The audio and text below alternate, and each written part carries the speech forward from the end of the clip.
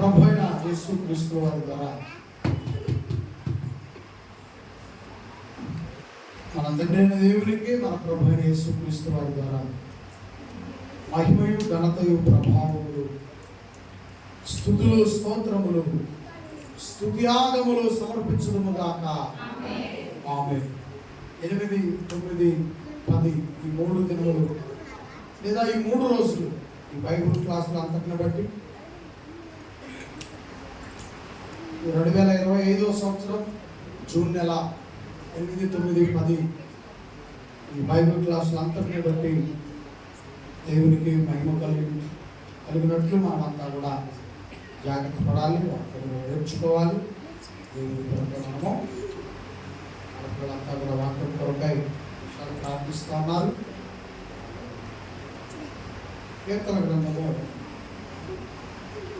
23వ కీర్తన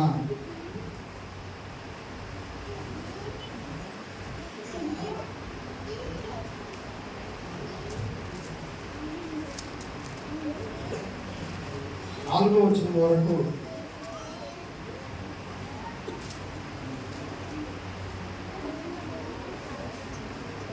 మొదటి వచనము, 2వ వచనము సేవకురాలు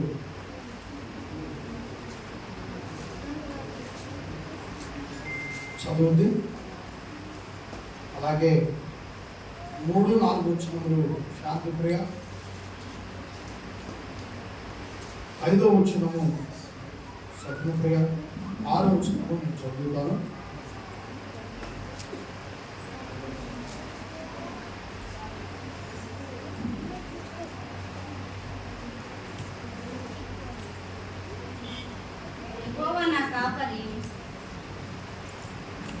యెహోవా నా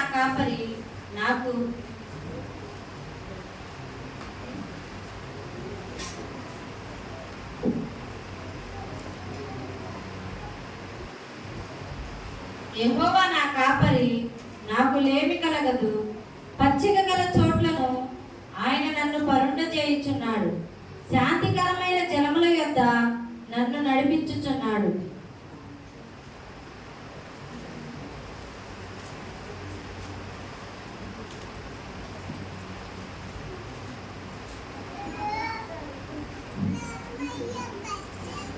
నా ప్రాణమునకు ఆయన సేవ వీక్షుచున్నాడు.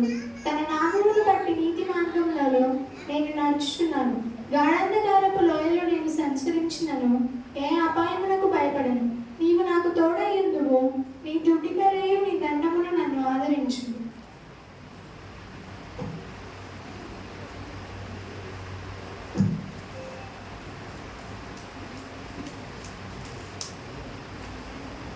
ఐదవ వచనం.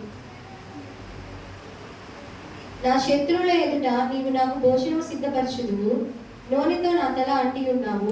నా గిన్నె నిండి పొట్టుచున్నది. 6వ వచనము. నేను బ్రతుకు దినములను కృపాక్షేమములు నా వెంట వచ్చును. చిరకాలము యెహోవా మందిరములో నివాసము చేసి. అందరికీ వందనములు. ప్రార్థన ముగించండి. దేవుని మాటలు కూర్చున్నాం.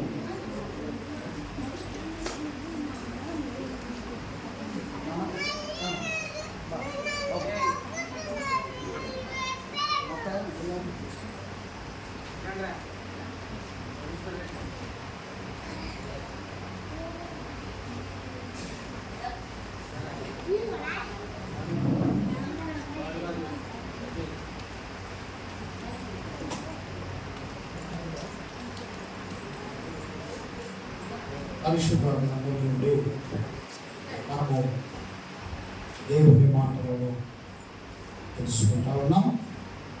ఈరోజు ఈ 3 రోజుల బైబిల్ క్లాసు సందర్భంగా మొదటి పాఠం యేసుక్రీస్తు వారు ఈ లోకములకు ఎందుకు వచ్చారు. పాఠం పేరు మరొకసారి. యేసుక్రీస్తు వారు ఈ లోకమునకు ఎందుకు వచ్చారు అనేటువంటి పూర్తి వివరణ మనకు తెలుసుకుందాం.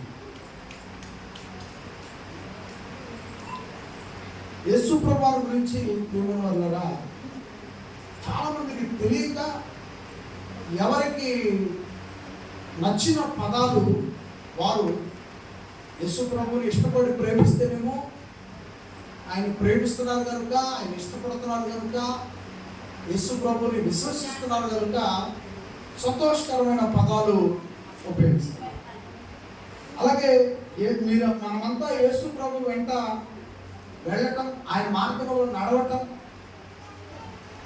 ఇష్టం లేనటువంటి వారు, యేసు ప్రభుని ప్రేమించిన వారు, యేసు ప్రభుని ఇష్టపడని వారు, యేసు ప్రభుని నమ్మని వారు ఆయన ఎందుకు వచ్చింది అనేది అర్థం కాక అపహాస్యంగా మాట్లాడుతున్నారు, అవమానకరంగా మాట్లాడుతున్నారు, ఎగతాళిగా మాట్లాడుతున్నారు.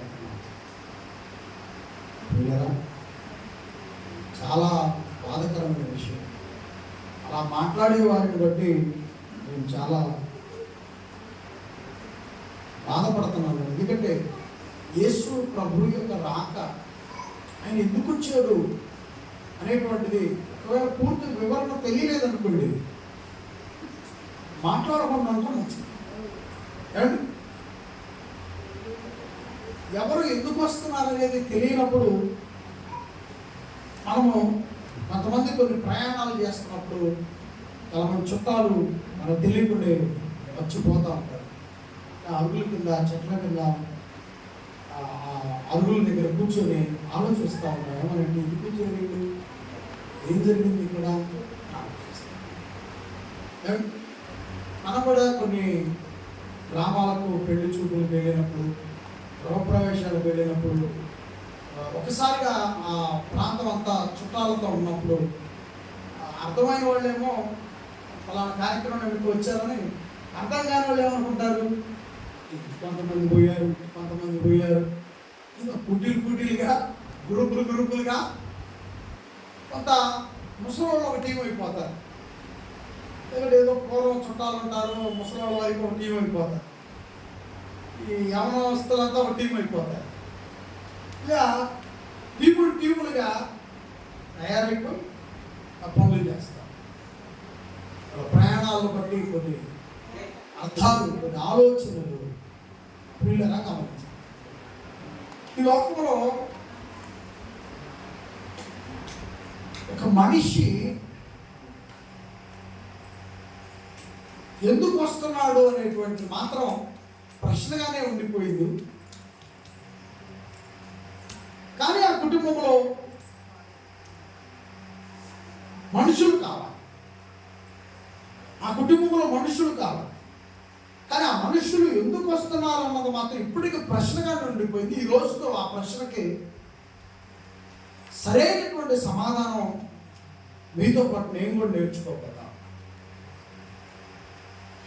మనుషులు కావాలి ఇంట్లో. ఒకవేళ ఇంట్లో మనుషులు లేకపోతే ఆ ఇల్లు ఇల్లాలా ఉండదు. ఒకవేళ త్వరగా చిన్నపిల్లలు ఇంట్లో లేకపోతే బాధ. ఏంటి ఇంకా లేరు, మాకు పిల్లలు కావాలి. ఎందుకు పిల్లలు కావాలి? ఎందుకు పిల్లలు కావాలి? మేమంటుంది మేము ఆడుకోవాలి అంటే పిల్లలు ఎందుకు కావాలి? ఆడుకోవడానికి కావాలి. అంటే మనిషి యొక్క ఈ భూలోకానికి మనిషి యొక్క రాక ఎందుకు అనేటువంటిది ప్రేమ ఆ అర్థాన్ని, ఆ సంకల్పాన్ని మనం నేర్చుకోవాలి.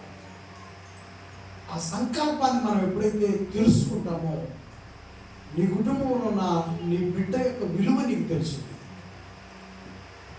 నీ కుటుంబంలో ఉన్న వ్యక్తుల యొక్క విలువ తెలుస్తుంది. దేవదూతలు, కోట్ల దేవదూతలు తండ్రిని ఆరాధిస్తున్నారు. మనకు కనిపించిన పరలోక రాజ్యంలో మనకు కనిపించదు. ఈ కళ్ళతో మనం ఆ లోకాన్ని చూడలేము. మనకు కనిపించని పరలోక రాజ్యంలో కన్న తండ్రిని లెక్కింపలేని సంఖ్య పరలోక రాజ్యంలో తండ్రిని ఆరాధిస్తున్నారు దేవదూతలు. దేవదూతలు ఆరాధించడం కాదు, నా పోలికలో నా స్వరూపమందు కలిగిన నా పిల్లలు నన్ను ఆరాధించాలి. పరలోకములో చెట్లు లేవు, పరలోకములో పర్వతాలు లేవు, పరలోకములో ఈ భూగోళం లేదు, పరలోకములో ఈ ప్రకృతి, పరలోకంలో ఈ గాలి, పరలోకంలో ఈ నీరు, పరలోకంలో ఇక్కడ కనిపిస్తున్నటువంటివి ఏవి కూడా పరలోకంలో లేవు. ఇక్కడ ఏముండాలో ఇక్కడ ఉంచాడు, పరలోకములో ఏముంచాలో పరలోకములో ఉంచాడు. కనుక నా పిల్లలు ఎప్పుడూ కూడా నా వద్దకు వస్తే ఇవన్నీ చూసేవాళ్ళే. కనుక నా పలుకు చొప్పున నా స్వరూపమందు నా పిల్లలను కలిగించి వారిని ఈ అందమైన ఒక భూలోకాన్ని నిర్మించి, నీవు అందమైన ఇల్లుని నిర్మిస్తున్నావు, అందమైన బెడ్రూమ్ నిర్మిస్తున్నావు, అందమైన కిచెన్ నిర్మిస్తున్నావు, అందమైన హాల్ని నిర్మిస్తున్నావు. మనుషులుగా ఇల్లుని నిర్మిస్తున్నావు, ఇంట్లో మంచి అందమైన బెడ్రూమ్, అందమైన కిచెన్, అందమైన హాల్, బయట వాళ్ళు వచ్చినప్పుడు కూర్చోడానికి మంచి హాల్ నిర్మిస్తున్నావు. కానీ దేవుడు ఒక కిచెన్ నా పిల్లలకు సరిపోయిద్దా? ఒక హాలు నా పిల్లలకు సరిపోయిద్దా? ఒక బెడ్రూమ్ నా పిల్లలకు సరిపోయిద్దా? నా పిల్లలకు భూగోళాన్ని సృష్టించాలనుకున్నాడు. నా పిల్లల కనుసూపు మేర చూసినా కూడా నా దేవుడు ఎంత గొప్పవాడని స్తుతించే విధంగా ఆయన నిర్మించాలనుకున్నాడు. ఎక్కడైనా కిచెన్ని సృష్టించగలగాలని నా పిల్లలు అనుకున్నాడు. అడవిలోకి వెళ్ళు, అగ్గిపుల్ల తీసుకో, 4 పుల్లలు ఏరుకో, ఏదైనా ఒక రుచికరమైన ఒక పదార్థం తీసుకొని వెళ్ళు, అడవిలో కూడా నువ్వు కిచెన్ని సృష్టించగల, అంటే వంటను నువ్వు అడవిలో కూడా సిద్ధపరచగలవు. ఆ సిచ్యువేషన్ బట్టి ఎంతమంది ఈ పనులు చేసేవాళ్ళు ఉంటారు, వాళ్ళంతా దూరంగా వెళ్ళిపోయి అక్కడ పనులు చేస్తూ అక్కడే వంట సామ్రాజ్యం సిద్ధం చేస్తుంది. అంటే దేవుని యొక్క సంకల్పం నా పిల్లలు ఈ భూలోకంలో ఉండాలి. దేవుని యొక్క సంకల్పం ఈ భూలోకంలో ఉన్న నా పిల్లలు ఇక్కడుండి అక్కడున్న నన్ను ఆరాధించాలి. ఇక్కడ నా పిల్లలు ఉండాలి, అక్కడేమో నేను ఉండాలి. ఇక్కడ నుంచి నా పిల్లలు ఆరాధిస్తుంటే అక్కడ నేను ఆనందపడాలి. ఎందుకంటే మనం కూడా ఆయనతో పాటు ఉంచుకోవచ్చుగా. మీరు అడుగుతారు మనం కూడా ఆయనతో పాటు ఉంచుకుంటే మనకి బాధ లేకుండా ఉండేది కదా. మీరు అడుగుతారు.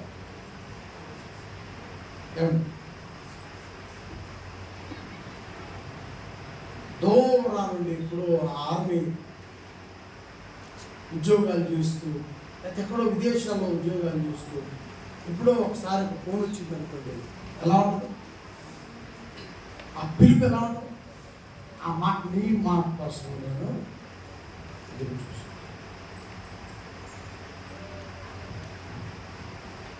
దేవుడు కూడా అలాగే ఆయన ఇష్టపడుతున్నాడు. నా పిల్లలు భూలోకము నుండి నేను పరలోకము నుండి వాడు ఆరాధించే ఆరాధన, వాడు స్తుతించే విధానం నాకెంతో ఆనందాన్ని. అందుకు ఈ భూలోకాన్ని, అందుకు దేవునికి మనకి కొంత దూరం. నీ కుటుంబంలో పిల్లలు కావాలి. ఎందుకు పిల్లలు కావాలంటే నేను ఆడుకోవాలి, నేను మరకాయలు అవ్వాలి. ఒకటే లపరి వచ్చింది ఇప్పుడు మరకాయల షాపుల్లో దొరుకుతుంది. అంటే మరకాయలతో పిల్లలను ఆడించడానిక ఆడించు. నీవు పిల్లలను ఆడించు, వాళ్ళకు గోరుముద్దలు పెట్టు, వాడు చిన్న చిన్న అడుగులు వేస్తుంటే వాళ్ళ చుట్టూ తిరుగు. ఓకే ఇదంతా, కానీ దేవుని యొక్క సంకల్పం మాత్రం అది కాదు. ఎవరు ముద్రలు పెట్టడానికో, చిన్న చిన్న అడుగులు వేస్తుంటే వాళ్ళ చుట్టూ ఉరికి ఎవరు చూస్తున్నారో లేదో అని అనుకోవటానికో, లేకపోతే దాని కాదు. దేవుని యొక్క సంకల్పం ఏంటంటే, ప్రియుని వల్ల కుటుంబంలో మనుషులు ఉండాలి అని నువ్వు అనుకుంటున్నావు. కుటుంబానికి మనుషులు ఇచ్చి వాళ్ళ ద్వారా నేను ఆరాధించబడాలని దేవుడు అనుకుంటున్నాడు. ఆమేన్ చెప్పండి. దేవుని సంకల్పం సంకల్పం అది. నీ రాక, నా రాక, ఇక్కడ ఉన్న చిన్నపిల్లలందరి రాక. ఒకప్పుడు మనము కూడా చిన్నపిల్లలమే, ఇక్కడున్న చిన్నపిల్లలు, మనం ఒకప్పుడు చిన్నపిల్లలు. మనందరి యొక్క ఉద్దేశం, మనందరి ఈ భూలోక ప్రయాణం యొక్క ఉద్దేశం మన తండ్రిని ఆరాధించాలి. ఆయన కోరిక. ఆరాధించడానికి మనం ఏమైపోయాం? ఎడమైపోయాం. ఆరాధించే విషయంలో ఎడమైపోయాం. ఆరాధించకూడని విషయాలకు దగ్గరైపోయాం. అప్పుడు తండ్రి అయిన దేవుడు నా పిల్లలను పంపించాను ఆరాధించమని.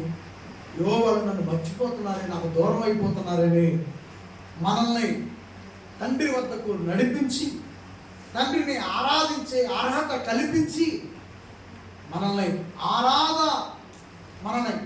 ఆరాధించే ఆరాధికులుగా మార్చడం కోసమై, నీతిమంతులుగా మార్చడం కోసమై, పరిశుద్ధులుగా మార్చడం కోసమై మనం సామెతల గ్రంథంలో చూస్తున్నాం 8వ అధ్యాయంలో యెహోవా ఆశీర్వాదమును ఐశ్వర్యమును ఇచ్చును. ఈ వారసత్వానికి మనము అర్హులము కావాలని తండ్రి దేవుడు మన ప్రభు అయిన యేసుక్రీస్తు వారిని ఈ లోకానికి పంపించాడు. ఇప్పుడు చెప్పండి, కుటుంబంలో పిల్లలెందుకు కావాలి? దేవుణ్ణి ఆరాధించడానికి కావాలి. వాళ్ళు నీ కుటుంబానికి నువ్వు చెప్పుకున్నట్టుగా వాళ్ళు ఆడపిల్లలైనా మగపిల్లలైనా వాళ్ళు వారసులే. కానీ ఈ సమాజం పెట్టిన పేరేంది? ఆడపిల్లట. చెప్పండి, తెలుసులే అందరికీ, అందరూ వాడిని పదాలే. ఆడపిల్ల అంట.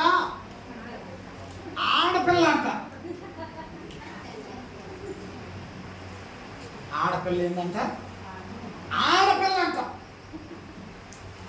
ఈ పదాలు మోసకరమైన పదాలు. ఈ పదాలలో దొంగ ప్రేమ ఉంది, ఈ పదాలలో అబద్ధం ఉంది, ఈ పదాలలో నిజం లేదు. ప్రేమ దయచేసి దేవుణ్ణి ఎవరో కూడా కించపరచబాకండి, అవమానపరచబాకండి. మిగతా వాళ్ళ సంగతి మనకు అవసరం. ఒకప్పుడు మనం కూడా వాడిన వాళ్ళని, ఇప్పుడు ఇక్కడికి వచ్చాం, తెలుసుకుంటున్నాం. అంతకుముందు తెలియక వాడాం, కానీ ఇప్పుడు సత్యమైన జీవగ్రంథం దగ్గరికి వచ్చాం. ఆడపిల్ల అక్కడ పిల్ల కాదు. దేవుడు బిడ్డలను ఇస్తున్నాడు. దేవుడి దృష్టిలో అందరూ సమానమైన. ఎందుకంటే యేసు ప్రభు యొక్క రక్షణ ఆడపిల్ల కావాలి, మగపిల్లలకు కావాలి. రక్షణ సమానమైనప్పుడు నీ దృష్టిలో ఇద్దరు బిడ్డల కూడా సమానమే. రక్షణను సమానంగా చేసినప్పుడు, ఒకప్పుడు ఆడపిల్లలను చాలా కించపరిచారండి. మగవాడు మాత్రమే సున్నతి చేసుకోవాలి, మన ఆడపిల్ల మగవాడు మాత్రమే దేవాలయానికి వెళ్ళి ఆరాధించాలి, మన ఆడపిల్ల.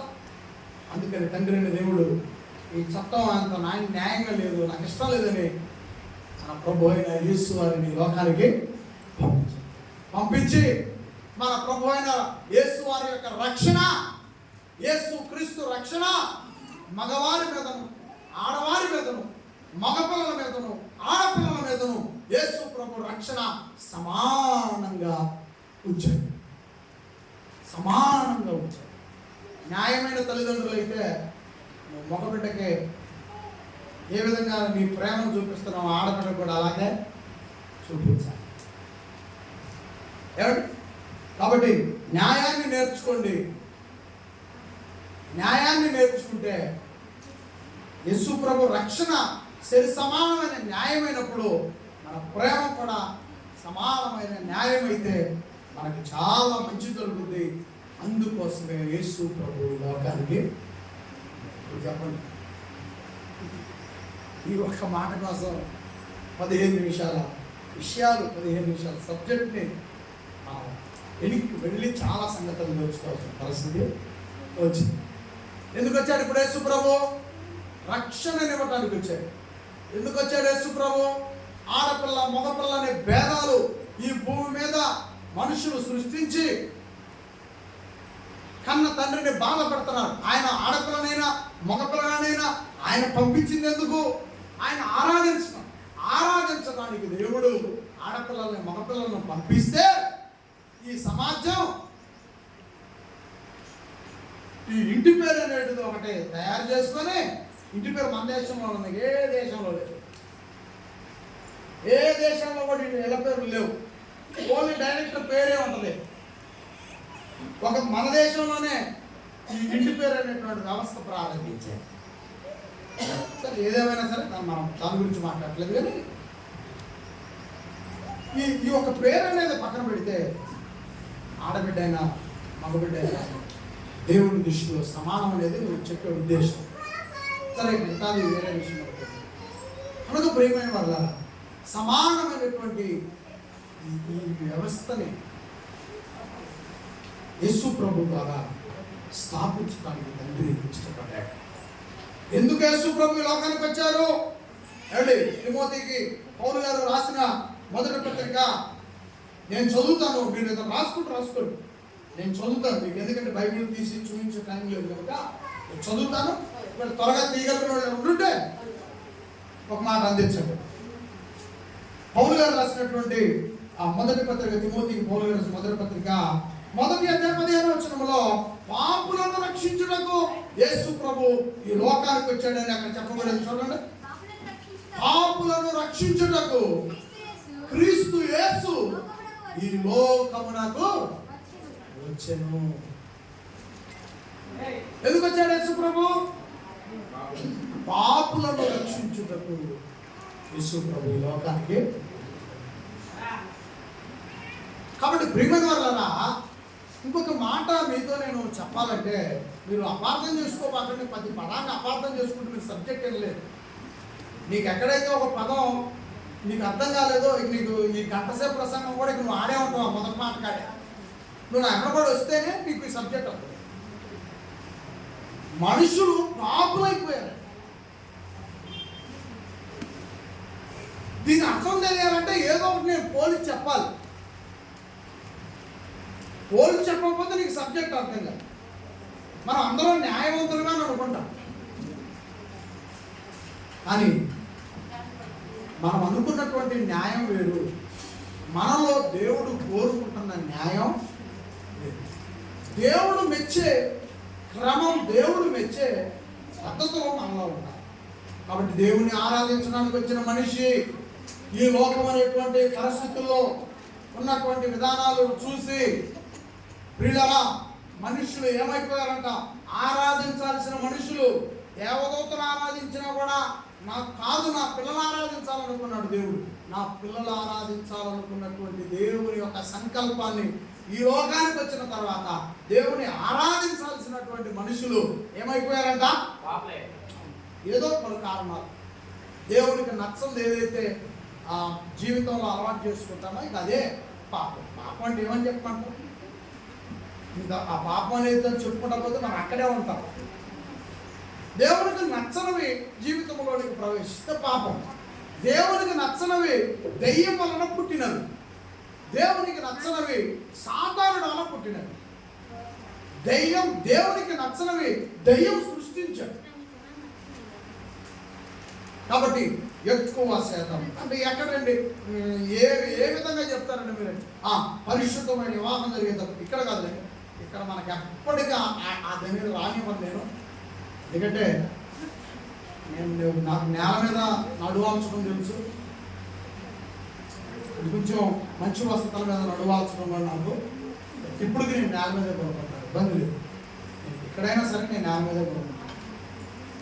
ఎందుకంటే దేవుని యొక్క సంకల్పాన్ని నేను నేర్చుకున్నవాడిని, తెలుసుకున్నవాడిని. ఏ నాటికి అలాంటి అవకాశాలు రానివ్వటానికి వీల్లేదు. ఒకవేళ అలాంటి అవకాశాలు ఉన్నాక నేనున్నాను. నా స్టాండర్డ్ ఏదైతే నాకు వ్యతిరేకమైన కనపడుతుందో అక్కడ నేను ఉండలేదు. ఎలా మనుషులు పాపులైపోయారు, ఎలా పాపులైపోయారో నువ్వు చూడండి, నేను చూసి వచ్చింది ఒకటి చెప్తాను. అక్కడ ఆ బ్యానర్ వేశారు. ఆ బ్యానర్ మీద ఏమని రాశారు? వివాహము అన్ని విషయములలో. బ్యానర్ మీద ఏముంది? ఘనము. ఇక్కడ విషయాలు కాదు, నేను చూసినవి చెప్తున్నాను. మాకు బయట జరుగుతున్నవి చెప్తున్నాయి. పూర్వం నుంచి క్రైస్తవులను చెప్పుకున్న వాతావరణంలో నుంచి చెప్తున్నాను. మీరు కూడా చూసి వచ్చి ఉంటారు చాలా చోట్ల ఒకవేళ వెళ్తే. వివాహం దగ్గర దైవజనుడు వివాహం చేస్తున్నప్పుడు, ఆ వివాహాన్ని జరిపించేటప్పుడు ఒక అమ్మాయి తరపున వెళ్ళేటువంటి ఆ ముఖ్యమైనటువంటి 10-15 మంది ఉంటున్నారు వివాహం. వివాహం అయిపోయిన తర్వాత ఒక 10-15 నిమిషాలకి మరొక కార్యక్రమం స్టార్ట్ చేస్తున్నారు. దాని పేరే డ్యాన్స్.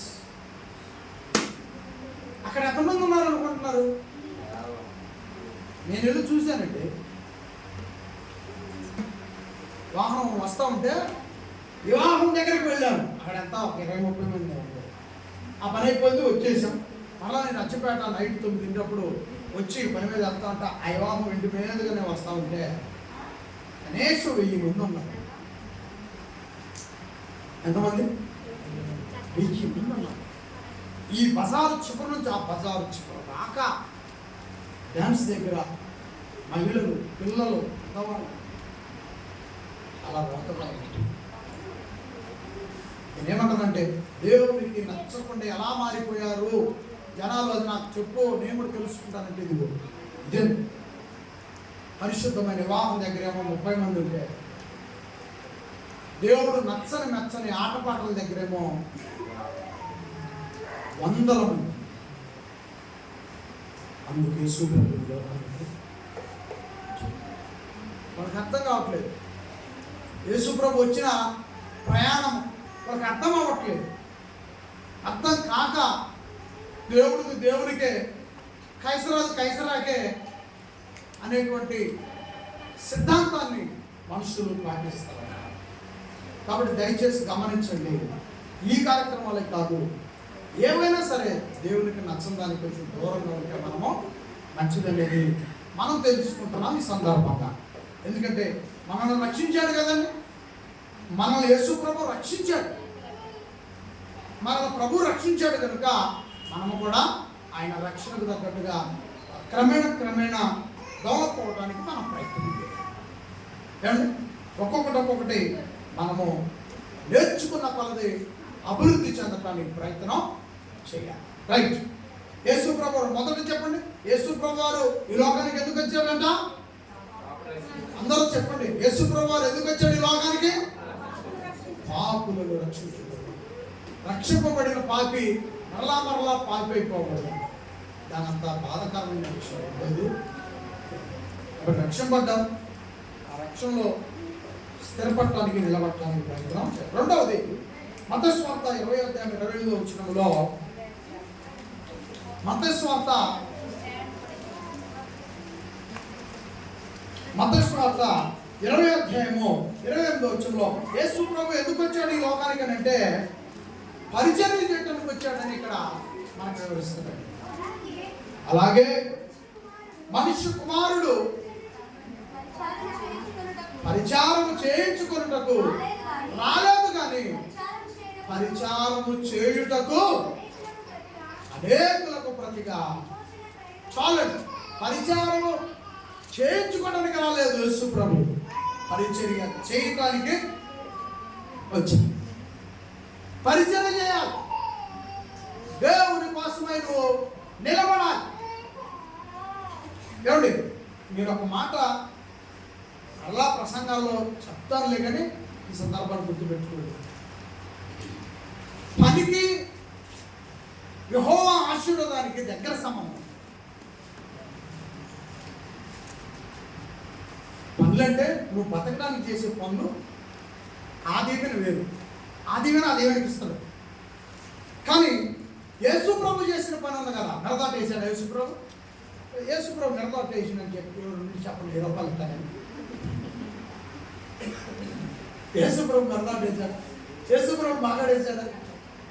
యేసు ప్రభు ఏదైనా చేశాడు, మనం చేసేది ఆయన ఏమీ చేయలేదు, కానీ ఆయన చేసింది మనం చేయలేకపోతున్నాం. కానీ దేవుడు గొప్పవాడు. యేసు ప్రభు ఏదైతే చేశాడో ఆశీర్వాదాలు, దీవెనలు, మేలులు ప్రతిదీ కూడా యేసు ప్రభు చేసిన పనికే ముడి పెట్టాడు తండ్రి. యేసు ప్రభు చేసిన పని నువ్వు చేయి, నా దగ్గర ఉన్న ఆశీర్వాదాలు పట్టి. యేసు ప్రభు చేసిన పని నువ్వు చేయి, తండ్రి అంటున్నాడు. యేసు ప్రభు చేసిన పని నువ్వు చేయి, నా దగ్గర ఉన్న ఆశీర్వాదాలు నువ్వు పట్టి. పరిచర్య చేయాలి. అర్థం కావట్లేదండి పరిచర్య అంటే. కానిపిస్తున్నాం కదా, అదే నా పరిచర్య అంటే. పరిచర్యలో అదొక భాగం. అంత పరిచర్య కానుకతో ముడిపెట్టడానికి అవకాశం ఉందా? యేసుప్రభు ఏం చెప్పాడంటే పరిచర్యలో కానుక అనేది ఒక భాగం. మరి ఇంకా ఏం చేయాలండి? నేను స్వార్థ పనికి బయటకు రావచ్చు, మీటింగ్ జరిగే దగ్గరికి వెళ్ళొచ్చు, గృహకోడికల దగ్గరికి వెళ్ళొచ్చు, మరి మనము ఒకరినొకరు బలపరచుకోవచ్చు. ఇప్పుడు ఇక్కడ భోజన కార్యక్రమాలు ఉన్నాయి. ఇప్పుడు ఒక అర్ధగంట అయితే భోజన కార్యక్రమాలు ఉన్నాయి. పెద్దవాళ్ళు పరిరక్షిస్తూ ఆ వడ్డించే వాళ్ళ దగ్గరికి వెళ్ళి, ఇదిగో ఈ పిల్లవాడికి తగుమాత్రం ఆహారం, ఆ పిల్లవాడు ఎంత కలుగుతుందో చూసి పెట్టండి అని నువ్వు ఈ పరిచర్యలో ఒక భాగంగా చెప్పొచ్చు. చెబితే ఆయన ఏమన్నా అనుకుంటున్నా, నాదే లేదు, నేను వడ్డీ ఎందుకు నాకు అందరూ చెబుతున్నా, ఐడిసిపోతాను ఇతర అదే శుభ్రు వడ్డించే పాత్ర పెడతాడేమో ఫీల్ అయ్యేవాడు. ఆ పని దగ్గరికి ఫీల్ అయ్యేవాడు. దేవుడి పనిలో ఫీల్ అయ్యేవాడికి ఆ పనిలోలే పోకుండా మంచి. ఎప్పుడైతే పరిచర్యలో నేను ఉండాలనుకున్నవాడు 10 మంది సలహాలు తీసుకోవాలి, 10 మంది కూడా ఆ పని చుట్టూ పరిచర్యకి ఏం చేస్తాం? ఈ కొండ కింద ఉన్న పండగ వేసుకొని పైన పెట్టొస్తా, అది కాదండి. ఈ కొండ కింద ఒక బండ ఉందన్నప్పుడే పైన పెట్టొస్తా, కొండ పైన. పరిచర్య అంటే మన చుట్టూ ఉన్న పనులను పర్యవేక్షించడమే. ఎవరి బిడ్డలు ఉన్నారు చెల్లెళ్ళు, అది అలాంటి ముసలోళ్ళు. మన సంఘం ముసలి సంఘం. మన సంఘంలో ముసలోళ్ళు ఎక్కువ. ముసలమ్మ, ఓ ముసలమ్మ ఏం కూర్చో, నేను తీసుకొస్తా అని దాని ప్రేడు తెలుసుకో అంతాను ఇష్టించి వాళ్ళ చేతి కప్పిస్తారు. నిన్ను యేసుప్రభువు మర్చిపోతారు, యేసుప్రభువు మర్చిపోతారా? నిన్ను మర్చిపోతారా? మమ్మ మధ్య వేసినాయా, పిల్లల మధ్య జనం మధ్య ఐదు ఆకలి తీరుతో లేదా పరిచయం మనకి ఏం చేస్తావు చెప్పు? ఆత్మల రక్షణ కోసం నేను పనిచేయడం పరిచర్య. కానాలు పెళ్ళిందులో మరేమ గారు పరిశీలకురాలుగా ఉండి అక్కడ పరిస్థితులను చక్కబెట్టింది పరిచర్య కదండి. ఏం కాదు, మా సేవకుడు రెండో లేదో బాబు అంత పట్టుకొని రావడం పరిచర్య. తింటున్న వాళ్ళకి ఒక్క మంచి అనిపించడం పరిచయం. మరి నన్ను ఏం చెప్పమంటారు చెప్పండి? వీటికంటే ఏం చెప్పమంటారు? దేవుడు చెప్పింది అని చెప్పమంటారు. ఇంకంటే మనం ఏం చెప్పుకున్నా ఇంకా అవన్నీ చేయగలిగినవి కాదు. దేవుడి కోసం మనం ఏం చేస్తాం? మనం ఏం చేయగలుగుతాం? చేయగలిగి చేస్తారా? కాన్ఫ్యూషన్ పక్కన పెట్టి మిగతా నన్ను ఏం చేయమంటాం? సౌకర్యాలు వచ్చి నాకేదైనా చెప్తారా? నేను చెప్తాను. కమ్యూనికేషన్. యేసుప్రభులో నువ్వు ఉన్నావు, యేసుప్రభులో నేను ఉన్నాను, మనం యేసుక్రీస్తు నామంలోనే ఉన్నాము అన్నదానికి కమ్యూనికేషన్, సహవాసం. మనం చేయగలుగుతాం. కాబట్టి 2వ భాగంలో యేసుప్రభు పరిచర్య చేయడానికి వచ్చాడు. నేను దానికి వివరణ కూడా చెప్పాను.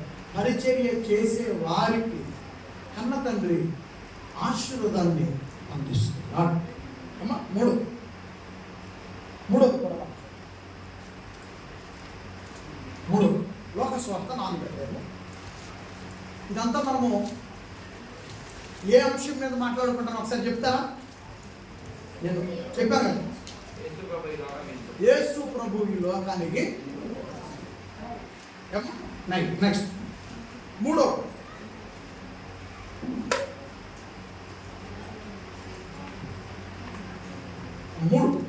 ఇక్కడ ఏమని లోకస్వార్త 4వ అధ్యాయము 43వ వచనంలో ఏమని యేసు ప్రభు వచ్చిన విధానాన్ని తెలియజేస్తుందంటే సువార్తను ప్రకటించడం. 4వ అధ్యాయం 43 ఆయన నేను ఇతర పట్టణములోను దేవుని రాజ్య సువార్తను ప్రకటింపవలెనని ఇందు నిమిత్తమే నేను పంపబడితేనని. అక్కడ ఉన్నటువంటి శిష్యులు మిగతా ప్రజలతో ఏమని చెప్తున్నాడంట? పరలోకము నుండి ఎందుకు పంపబడ్డాడంట? యేసు ప్రభు పరలోకము నుండి ఎందుకు పంపబడ్డాడంట? దేవుని రాజ్య సువార్తను ప్రకటించడానికి నేను ఈ లోకానికి వచ్చినాను. మరి కొండ మీద ఆహారం పంచాడు, మరి 5 మండపాల దగ్గర కుంటివాడిని నిలబెట్టాడు, బొచ్చు పట్టుకొని కళ్ళు లేని కబోజునని తిరుగుతున్నటువంటి వ్యక్తిని పిలిచి బురద రాసి మరి కళ్ళు కడుక్కోమన్నాడు. 10 మంది కుష్ఠరోగులు ఊరు వెలపల ఆ ఎగరపాలానికి నీలేశ్వరపాలకి మధ్యలో అడవిలో పారేశారు వెళ్ళకొద్దని. మరి వాళ్ళని పిలిచి బాగు చేశాడు. 12 సంవత్సరాలుగా అల్లాడిపోతున్నటువంటి రక్తస్రావణ స్త్రీ, ఆమె గురించి నేను ఇంకా ఆ సబ్జెక్టులో పోతే నాకు మారిపోతుంది పాఠం అంతా కూడా. మరి ఆ తల్లి యొక్క పరిస్థితి ఏంటి? పాపం చేసింది అని మన అడవిలో దొరికితే ట్రాక్టర్లో వేసుకుని పోతారా? అలాంటి కొత్తరాలు ఆ రోజు దొరికింది. ట్రాక్టర్లో తోలుతున్నారు. మనకు కూడా ఇప్పుడు ఇక్కడ కూడా దొరుకుతుంది కుండరాలు ఎర్రన్నాడు. ఆ రాళ్ళు కొట్టుకొని అక్కడ పడ్డారు. మరి యేసుప్రభు అడిగాడు, అరే అమ్మాయి కాబట్టి అమ్మడ పడ్డారు, మరి వాడేడు అబ్బాయి అంటే వాడు రేపు గొడ్డలు వేసుకొని వస్తారని వాడు అమ్మడ పడలేదా? ఎవరు మూసుకో పనికి యేసుప్రభు పాదాల మీద ఏమని పంపించాడు? ప్రపంచానికి కదిలించింది ఆ పదం.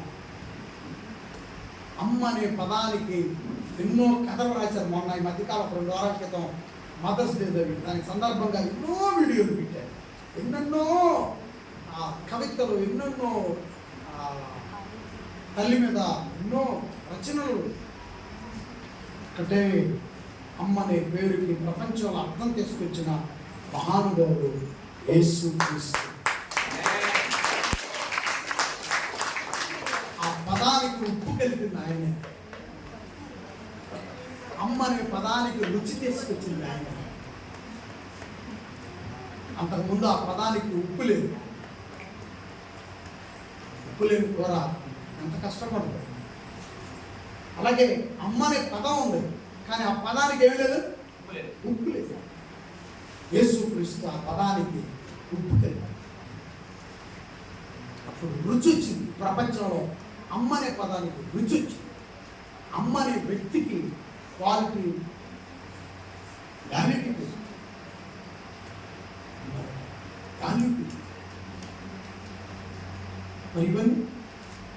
ఇవన్నీ చేస్తూనే ఆహారం పంచాడు, రోగులు స్వస్థపరిచాడు, గుడ్డి వాళ్ళకు కళ్ళిచ్చాడు, కుంటి వాళ్ళని నడిపించాడు.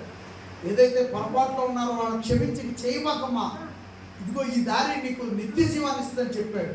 అప్పుడు వాళ్ళు ఆ దారి వదిలిపెట్టి నిత్య జీవాన్ని ప్రకటించారు. ఇవన్నీ చేస్తూ పెద్దవాళ్ళని ఆదరిస్తూ, చిన్నపిల్లలను ఎత్తుకుంటూ, వాళ్ళ తలల మీద చేతులు పెట్టి వాళ్ళని ఆశీర్వదిస్తూ, ఇటు మళ్ళీ కొన్ని రోజులు గ్రామాలకు వెళ్ళి సువార్త చెప్తూ, మళ్ళీ వాళ్ళ అమ్మ ఎక్కడ ఉందో చూస్తూ, మళ్ళీ వాళ్ళ అమ్మను కలుస్తూ, పచ్చివాయం వెలిగిన వాడు మంచం మీద నుంచి పెంకుట్లు వెళ్ళి అది దించితే ఏం చేశాడండి ఆ రోజు? ఇవన్నీ జరిగిస్తూనే ఆశీర్వాదాలు, దీవెనలు, మేలులు ఈ భూమి మీద ప్రకటిస్తూనే దేవుని రాజ్య సువార్తను ప్రకటించారు. కూర్చున్న వాళ్ళమంతా, మీకు కలిగిన పిల్లలంతా, మనవరాలు మీకు కలిగారు కదా, ఆ పిల్లలంతా మనమంతా చేయాల్సింది యేసు క్రీస్తు చేసిన పనే.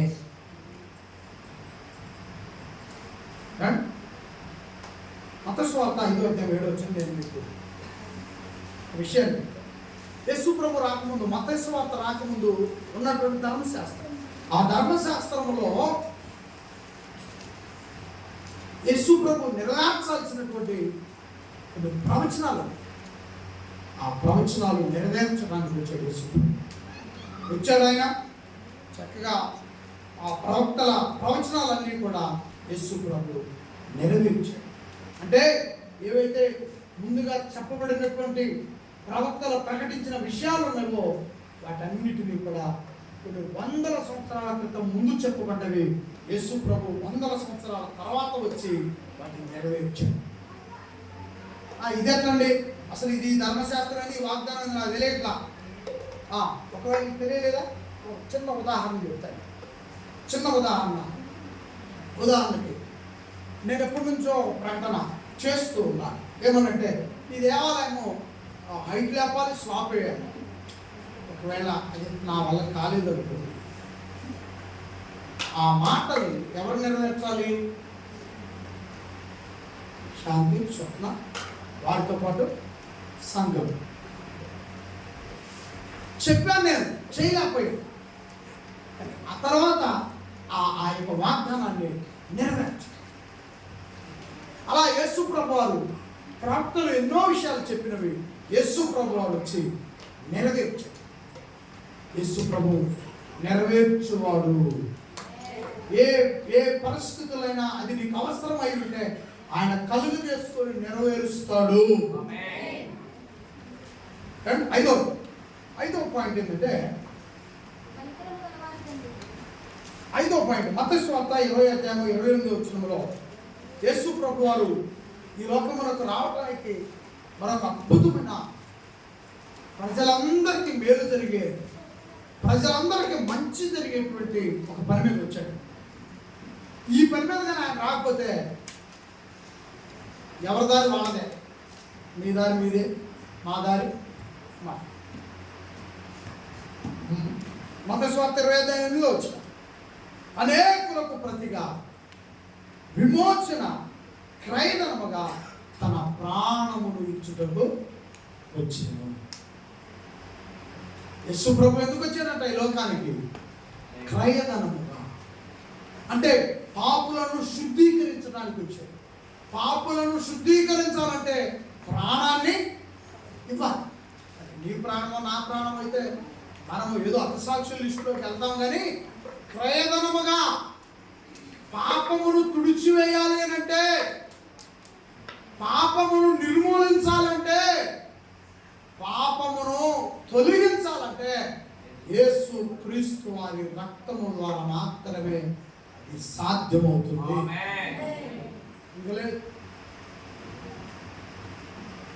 ఇంకా లేదు, ఏ విధముగానూ ఈ లోకంలో లేదు. ఎన్ని ప్రయత్నాలు చేసినా ఈ లోకంలో లేదు. వజ్ర వైడూర్యాలతో బంగారపు కిరీటాలు తయారు చేసి గిఫ్ట్గా ఇచ్చినా, కోట్ల రూపాయలు ధారాదత్తముగా అక్కడ నువ్వు ఇచ్చొచ్చినా పేరు రాయబడుద్ది, నీకు ఘనత వచ్చుద్ది. అంటే పాపం మాత్రం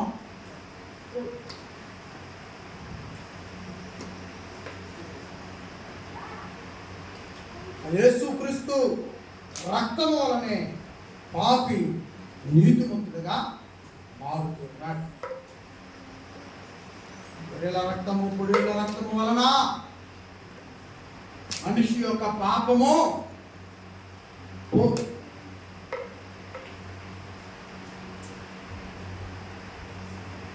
వస్తువుల వలన పోదు. సజీవమైన రక్తము వలన కనుక మన తండ్రి అయిన దేవుడు తన కుమారుడైన మన రక్షకుడైన యేసుక్రీస్తుని సజీవంగా ఇచ్చాడు. సజీవంగా. దయచేసి ఇది గమనించండి. నేటికి యేసుక్రీస్తు సజీవంగా ఉన్నాడు. మన ప్రభు మనందరి మధ్య సజీవంగా ఉన్నాడు. మన ప్రభు మనందరిలో ఉన్నాడు, మనందరితో ఉన్నాడు. కనుక లోకంలో ఉన్నటువంటి వ్యక్తులను యేసు వద్దకి నడిపించారు. యోహాను సువార్త 6:27 ఏ విషయం మీద మాట్లాడుతున్నాం? ఈ విషయాలన్నీ ఏ విషయం మీద మాట్లాడుతున్నాం? ఒకసారి చెప్పండి అందరూ కలిసి. యేసు ప్రభువారు ఈ లోకానికి ఎందుకు వచ్చాడు? ఇక్కడి నుంచి నేను ఎటు తొలగల, ఇక్కడే ఉన్నా, ఎటు పానుబడ. యేసు ప్రభు ఎందుకు వచ్చాడు? పాపిని యేసుక్రీస్తు రక్తముతో పరిశుద్ధపరచడానికి లోకానికి వచ్చాడు. ఇంకా అంతకుముందు మనం చేసిన ప్రయోగాలన్నీ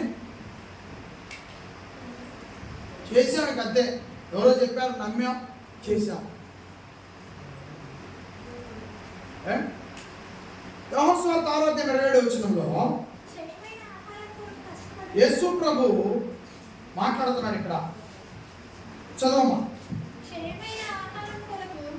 కష్టపడకుడు గాని నిత్య జీవము కలుగు చేయు అక్షయమైన ఆహారము కొరకే అక్షయమైన ఆహారము కష్టపడు. జాగ్రత్తగానండి.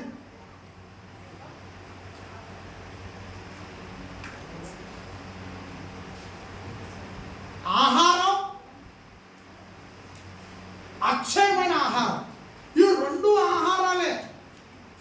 ఇక్కడ రెండు పేర్లు చెప్పాడు. క్షయమైన ఆహారం, అక్షయమైన ఆహారం.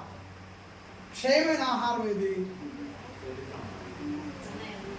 క్షయమైన ఆహారం ఇది మనుషులు పండించి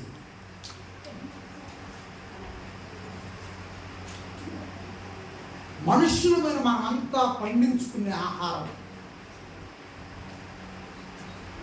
అప్పటి వరకు ఆకలి తీరుస్తుంది. రెండు ఆహారాలు గురించి ఇక్కడ యేసు ప్రభువు వారు మాట్లాడుతూ ఉన్నాడు. నిత్య జీవము కలుగుచేయు అక్షయమైన ఆహారం, క్షయమైన ఆహారము. చదవము ఒకసారి, మళ్ళా ఈ పదాలని మీరు మనసులో పెట్టుకోవాలని మీకు మళ్ళీ చదివిస్తున్నాను, ముగిస్తున్నాను, మళ్ళీ చదివిస్తున్నాను. ఒకసారి జాగ్రత్త. క్షయమైన ఆహారము కొరకు కష్టపడకుడు గాని నిత్య జీవము కలుగజేయు అక్షయమైన ఆహారము కష్టపడుడి. అక్షయమైన ఆహారమునకు నీరు పట్టదు, అక్షయమైన ఆహారము వాసన పట్టదు, అక్షయమైన ఆహారము ఎప్పటికీ నిలవ ఒకేలాగుంటుంది. అక్షయమైన ఆహారము భూలోకము నుండి నిత్య జీవానికి నడిపిస్తుంది. అక్షయమైన ఆహారము పరలోక సంబంధమైన ఆకలిని తీరుస్తుంది. క్షయమైన ఆహారం నిలవ ఉండదు. నిలుపుకోవాలనుకుంటే నీరు పట్టుద్ది. నీరు పట్టిన దాన్ని మోద్దిస్తే స్మెల్ వస్తుంది. ఒకవేళ అప్పటికప్పుడుకే ఉడుకుడుకుగా తయారు చేసుకుంటే మరో గంటకో 2 గంటలకో ఆ వండిన పదార్థం వైపు నీ చూపును తిప్పుద్ది. అది నిలవ ఉండలేదు. కొండలోనైనా ఉండలేదు, కడుపులోనైనా నిలవ ఉండలేదు. ఈ 2 ప్రాంతాల్లో నిలవ ఉండలేదు. కానీ అక్షయమైన ఆహారము నీ బ్రతుకులో ఉండగలదు, పరలోకములో కూడా ఉండగలదు.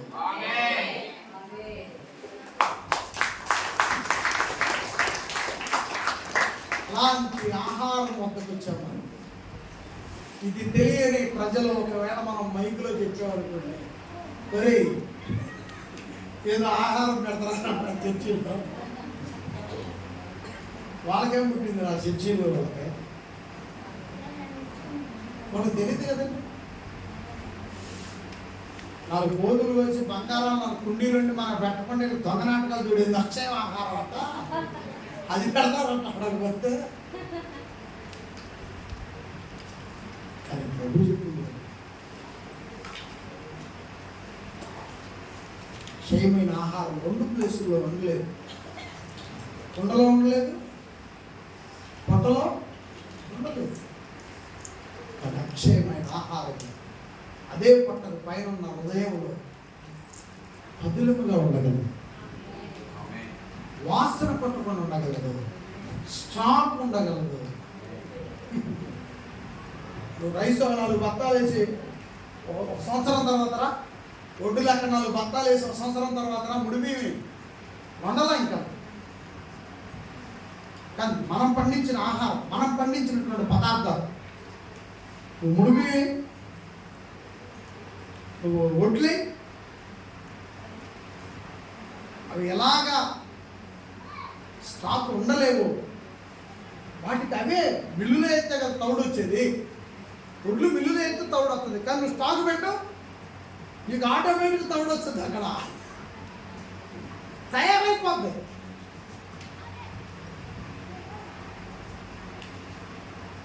మరి పరిశుద్ధమైన ఆహారం, దేవుని వాక్య సంబంధమైన ఆహారం, అక్షయమైన ఆహారం ఎలాంటిదో మందసములో మన్నా పాత్ర, 10 ఆజ్ఞల పలక, అహరోను కర్ర,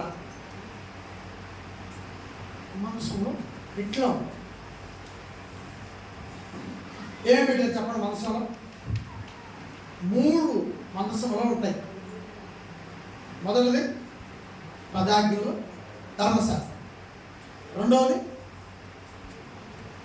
మన్నా పాత్ర. ఆ రోజు మన్నా పడింది కదా, పాత్ర గుర్తుగా పెట్టారు మందసం. అది వీళ్ళు మోసుకుంటా వెళ్ళేవాడు. సరే ఏంటో ఓకే గుర్తుగా పెట్టారు అనుకున్నా. కర్ర, ఆ మందసంలో కర్ర ఒకటి పెట్టారు. ఆ కర్రను తీసుకొని పెడతా ఉన్నారు.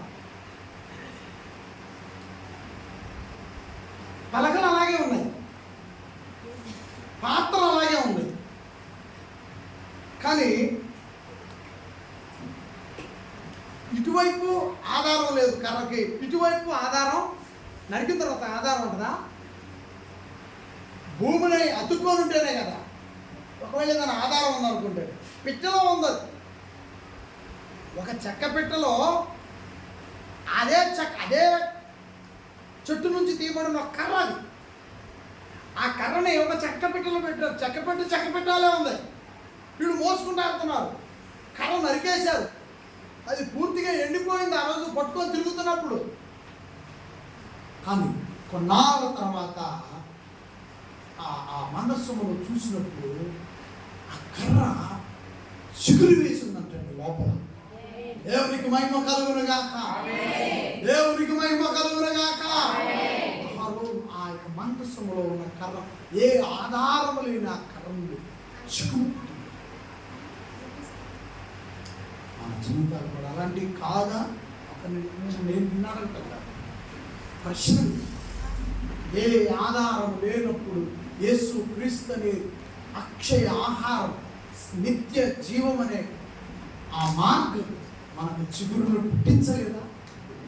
ఆ రోజు మందసంలో ఆ కర్రకి ఎలాంటి చిగురు పుట్టిందో, ఈరోజు సమాజం అనే ఈ పెట్టెలో, సమాజం అనే ఈ లోకం అనే పెట్టెలో, మన బ్రతుకులనేటువంటి జీవితంలో యేసు అనే ఆ మహనీయుడు ద్వారా బ్రతుకులో సంతోషం అనే నిత్య జీవం అనే చిగురు పుట్టింది.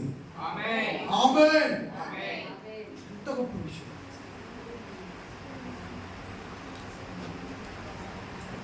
ఆహారం, క్షయమైన ఆహారం మనం పండిస్తుంది, అది నిలవలేదు. అది దేవుడి నుండి వచ్చిన ఆహారం మన లోపల నివసించుద్ది. మనం వెళ్ళిన తర్వాత పరలోకంలో కూడా నివసింప చూస్తాం. దేనికి మన ప్రాధాన్యత? ఎక్కువగా దేనికి మనుషులు ప్రాధాన్యత ఇస్తున్నారు అనేది కూడా మనం ఈ 2 ఆహారములలో మనం అక్షయమైన ఆహారం వైపే నిలబడాలి. ఆమేన్. లోకస్వార్త 19వ అధ్యాయం 10వ వచనం. లోకస్వార్త 19వ అధ్యాయం 10వ వచనం.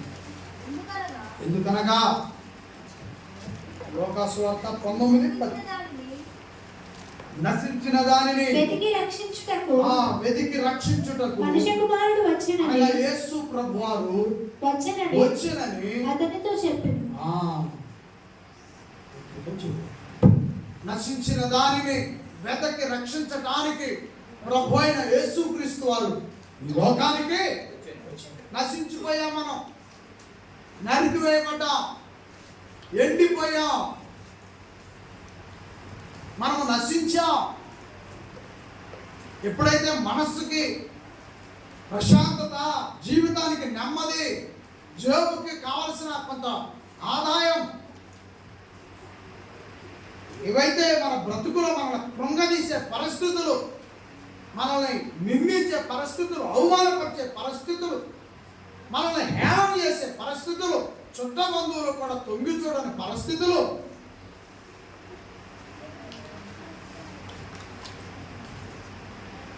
వెనకబడలేదా? నశించలేదా? యేసు ప్రభు నశించిన దాన్ని వెతికి రక్షించడానికి లోకానికి, నశించిన ఎండిపోయినటువంటి జీవితంలో నుండి ఆయన చిగురును పుట్టించడానికి యేసు అనే చిగురును పుట్టించాడు మన బ్రతుకుల్లో. ఆయన వెతికి మనల్ని రక్షించిన స్థానంలో మనకు చిగురును పుట్టించాడు. ఏ చుట్టాలైతే పరుగున గడప దాటి ఉరకాలని చూస్తారు, ఒకవేళ లోపలికి రాకపోయినా నిలబడి చూసేటట్టు చేశాడు.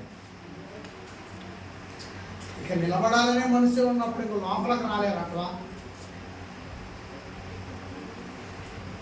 దేవుడు ఆశీర్వదిస్తే ఖచ్చితంగా యేసు ప్రభు నశించడాన్ని రక్షించడానికి వచ్చాడు. ఆ రోజు ఆయన వచ్చాడు. ఈరోజు మనము ప్రభులోనికి రాకముందు మనము ఆ స్థానంలోనే ఉన్నాం. మన వద్దకు వచ్చాడు, మనల్ని రక్షించాడు, మనల్ని చిగురింపజేశాడు, మనలను బలాభివృద్ధి చెందించబోతున్నాడు. అవును. గలతీయులకు రాసిన పత్రిక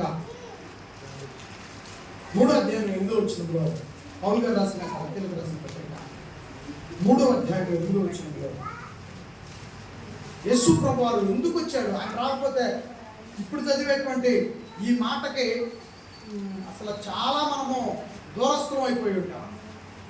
యేసు ప్రభు రాకపోతే మనం చాలా నష్టపోయేవాళ్ళం. యేసు ప్రభు రాకపోతే మనం చాలా కోల్పోయేవాళ్ళం. నిత్య జీవాన్ని కోల్పోయేవాళ్ళం, ఈ భూమి మీద జీవిత అర్థాన్ని కోల్పోయేవాళ్ళం, ఈ భూమి మీద మన బ్రతుకులో మనకు దక్కే మన తండ్రి అయిన దేవుని వలన మనకు కలిగే ఆశీర్వాదములు, దీవెనలు కోల్పోయేవాళ్ళం, సమస్తమును కోల్పోయేవాళ్ళం. చివరికి నరకబడిన మొద్దు ఆ చెదులు తింటది కదా, మొద్దులు చెదులు తింటాయి కదా, చిన్న పురుగులు, తెల్ల పురుగులు, చెదులు. కానీ యేసు ప్రభు ఏం చేశాడు? గలతీ 3వ అధ్యాయం 8వ వచనం, దేవుడు విశ్వాస కుమారులని విశ్వాస మూలముగా అన్ని జనులను నీతిమంతులుగా తీర్చునని లేఖనము ముందుగానే చూచి. చాలా ఇక్కడ విశ్వాస మూలముగా అన్ని జనులైన వారిని రక్షించడానికి ఇక్కడ కూర్చున్న మనమంతా కూడా యేసు క్రీస్తును ఎరగక ముందు మనకున్న పేరేంటి? అన్యజనులం అన్యాయం అయిపోయే వాళ్ళమే. అన్యజనులమైన మనము యేసు ప్రభు రాకపోతే అన్యాయం అయిపోయే వాళ్ళమే. నరకబడిన మొద్దుకు చిగురు రాక పట్టించు. 1 సంవత్సరం తర్వాత చెదులు వచ్చేది. చెదులు వస్తే కట్టెను ఉన్నతాయా? ఏమి ఉప్పుగా తిరిగి పిండి చేశారు పడైతే. అలా అయిపోయేది మన బ్రతుకు. కానీ తండ్రి అయిన దేవుడు తన కుమారుడైన యేసుక్రీస్తు వారిని పంపించి యేసు ప్రభుని ఎందుకు ద్వేషించారు? యేసు ప్రభుని ఎందుకు కాపాడారు? యేసు ప్రభుని ఎందుకు సిలువగా తీసుకెళ్లారు? యేసు ప్రభుని ఎందుకు చంపడానికి కుట్రలు పన్నారు? కారణం ఏంటంటే, ఎవరైతే యూదులు ఉన్నారో వాళ్ళ వరకే ఉండి, వాళ్ళ వరకే దీవెనలు ఇచ్చి, వాళ్ళ వరకే ఆశీర్వాదాలు కుమ్మరిస్తే యేసు ప్రభుని రారాజుగా ఆకాశానికి ఎత్తేవాడు. కానీ యేసు ప్రభు ఏం చేశాడు? ఆ తప్పు చేసి ఎట్టబడుతున్నామని దగ్గరకు తీసుకొని, అమ్మా నువ్వు పరిశుద్ధురాలు, నువ్వు బాధపడవు, నేనన్నాను. ఆ మాటకి ఏమైపోయింది? మాకు రావాల్సిన దీవెనలు, మాకు ఇవ్వాల్సిన ఆశీర్వాదాలు తప్పు చేసి వస్తే ఆమె కూడా ఇస్తాం ఆశీర్వాదాలు. యేసు ప్రభు ఒక ఇంట్లో భోజనానికి వెళ్తే ఒక ఆమె అత్తరు తీసుకొని వచ్చి పాదాల మీద పోసి ఏడుస్తుంది. అత్తరు పోసింది, కన్నీళ్ళు పోతుంది. అత్తరు పోసింది, కన్నీళ్ళు పోసింది. అంటే ఆమె ఆ జుట్టు మరి ఎంత పెద్దదో, ఆ పెద్ద జుట్టుతో ప్రభు పాదాలని చూస్తుంది. ప్రజలందరూ యేసుప్రభుని అనుమానించారు.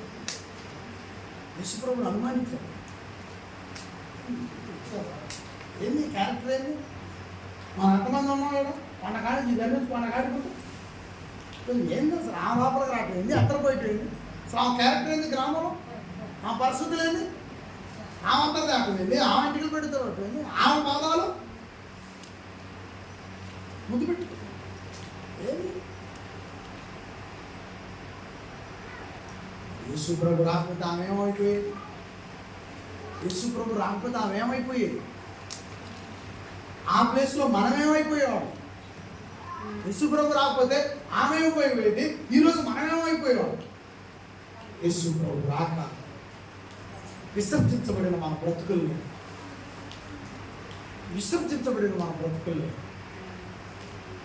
అది మంది చూసేటట్టు మంచి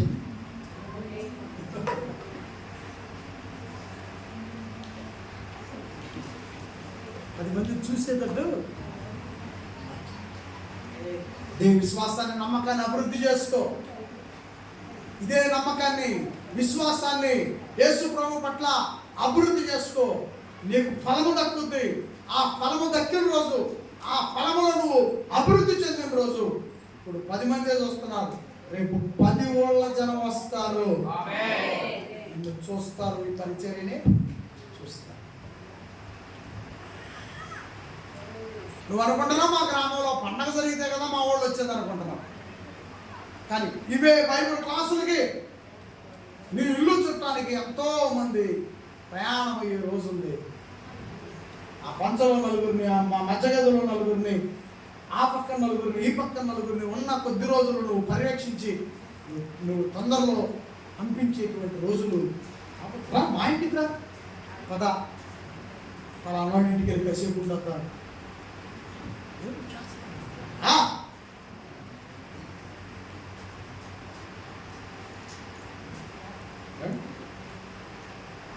అన్ని జరగడం విసర్జించబడి మనాని వాళ్ళు కూడా పలకరించడానికి తలదించుకున్నటువంటి, మనంగా తలదించుకొని మనం చూసారు తలదించుకున్న చోటే తొంగి చూసేటట్టుగా చేయగలడు. యేసు చేయగలడు. తొంగి చూడాలి ఏం జరుగుతుంది. ఎవరి అసలు చచ్చిపోతున్నారు ఇప్పుడు.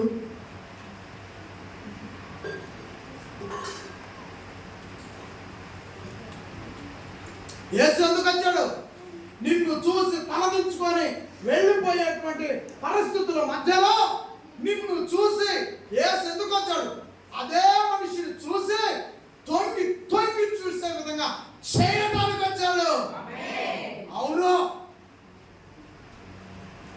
ఇది నిజం.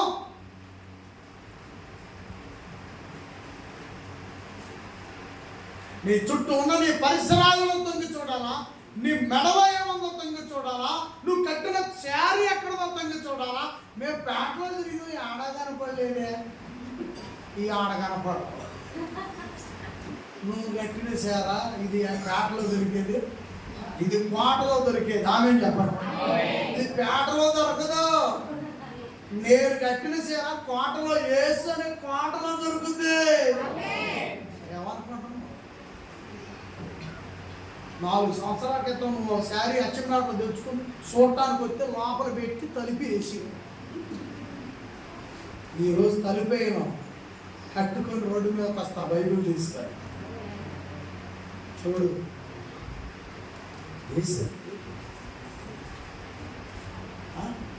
యేసు రాకపోతే జీవితం ఏందో చెప్పండి అంటున్నాడు.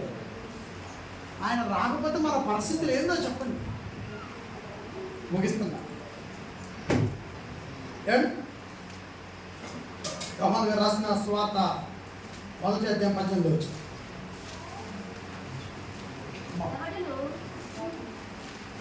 యోహాను గారు రాసిన సువార్త మొదటి అధ్యాయము 18.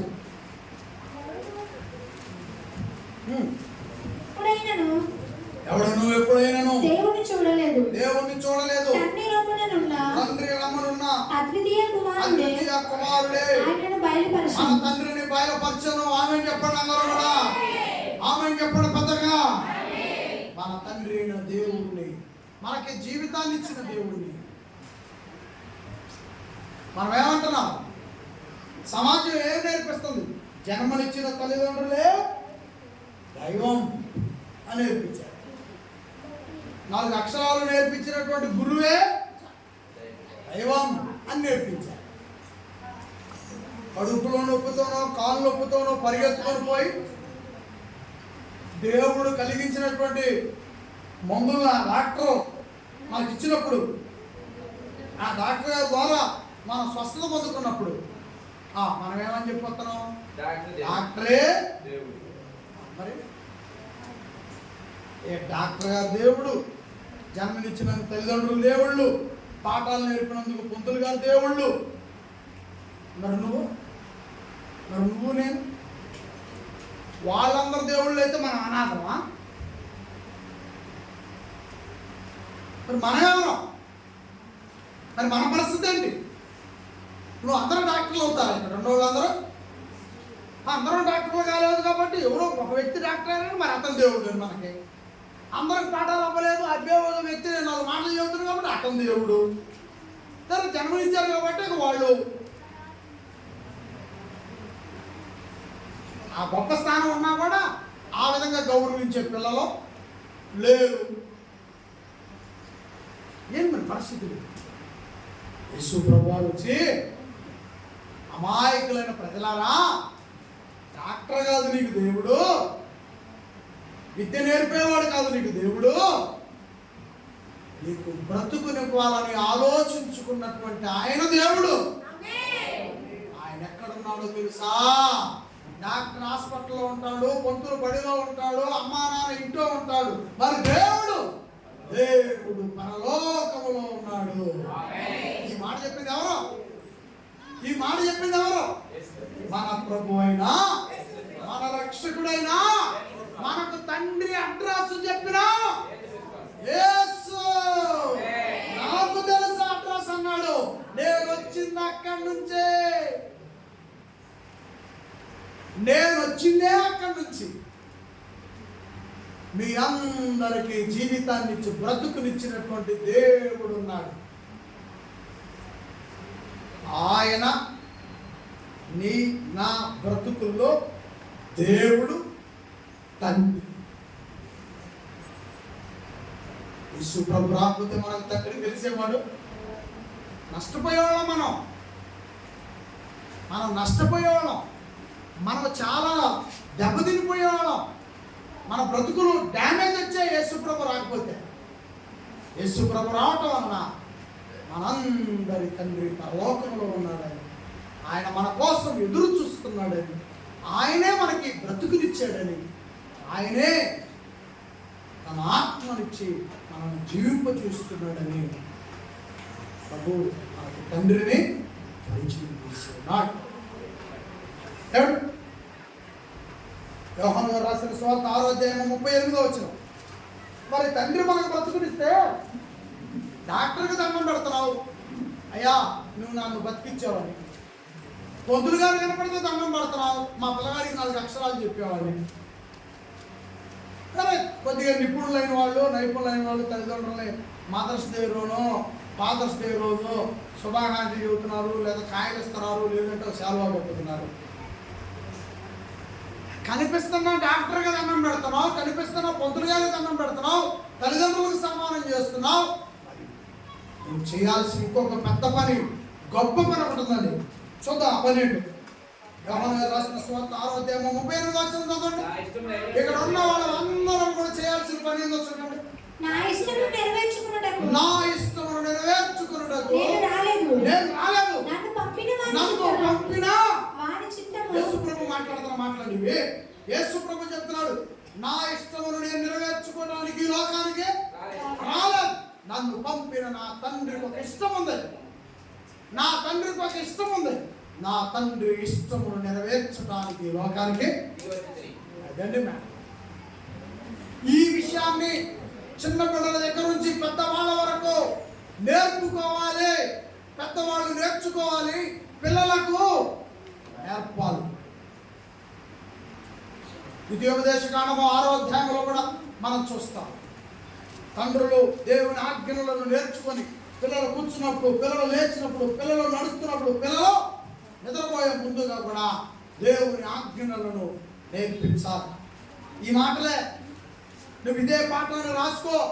నువ్వు పిల్లలకి ఏం చెప్పాలని, అమ్మా పిల్లలు చెప్పండి, పిల్లలు చెప్పండి అంటే ఏం చెప్తావు నువ్వు పిల్లలకి?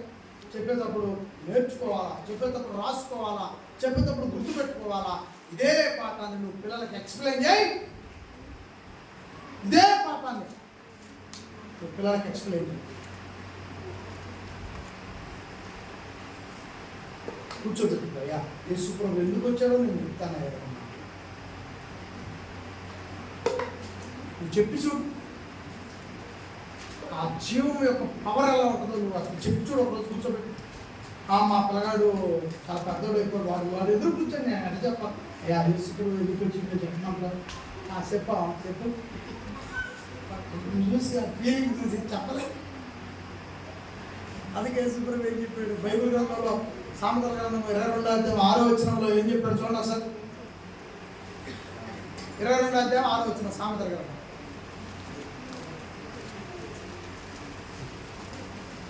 తొందరగా, బాలుడు బాలుని నడవలసిన త్రోవన వానికి నేర్పుము, వాడు పెద్దవాడైనప్పుడు దాని నుండి. ఇప్పుడు యేసు ప్రభు మాటలు ఎప్పుడు అందించాలా? దేవుని మాటలు ఎప్పుడు అందించాలా? అప్పుడు నువ్వు ఇచ్చే లాలిపాపుల దగ్గర ఉంటాయి. లాలిపాపు ఇచ్చావు, అరే ఇంకోటి ఎత్తా, నువ్వు ఏడా కూర్చోను, మా అమ్మ లాలిపాపు, అరే ఇంకోటి అడుగుతున్నా రారా, అరే బాగా అంటాడు, రాను మా అమ్మ లాలిపాపు నేనే ఉంటాను. నీ కొడుకు ఇంటర్మీడియట్కి వచ్చిన లాలిపాపు ఎత్తాను అంటున్నా, కానీ ఉండగలగాలి. బాగున్నప్పుడు లాలిపాపు ఇస్తే ఆ ఫీలింగ్ ఎలా ఉందో 20 ఆ సంవత్సరాలప్పుడు కూడా ఆ బిడ్డల మొక్కను అదే చూడాలి, ఆ దీనత్వమే చూడాలి, ఆ అమాయకత్వమే చూడాలి. చాక్లెట్ కోసం కూర్చున్నాడే, నువ్వు కూర్చోమంటే కూర్చున్నాడే, ఆ దీనత్వమే నువ్వు బిడ్డలు. సమాజానికి 25 ఏళ్ళు 20 ఏళ్ళు పెద్దవాడే కానీ తల్లికి తండ్రికి ఒకసారి సమయం మించిపోలేదు మిత్రమా అన్నట్టు ఖచ్చితంగా ఈ మాటలు మళ్ళా నువ్వు ఒకసారి నీ పిల్లలతో పంచుకోవచ్చు. కూర్చోండి, చాలా మధురంగా ఉంటాయి, చాలా అనుభవం వస్తుంది. నువ్వు భక్తిలో నువ్వు కలిస్తావు. నువ్వు ఒక్క చెట్టు వేస్తే నీ పిల్లల తోట ఉంటాయి. నువ్వు ఒక్క చెట్టు తోటలు ఉంటాయి.